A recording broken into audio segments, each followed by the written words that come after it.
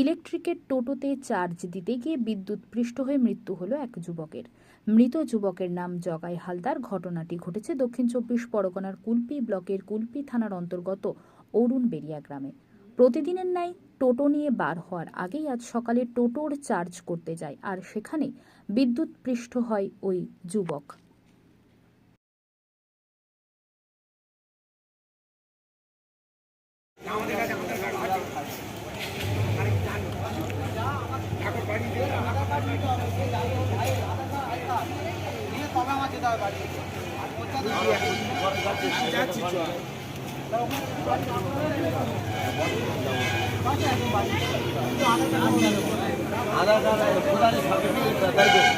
আমার বাধা জেলা গোলাজোড়ি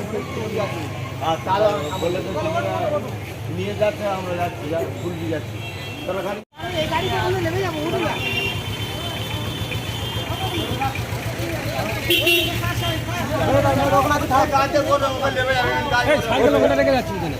বলে দিচ্ছি ভেড়া গাছ চাবিটা দিবি ভেড়া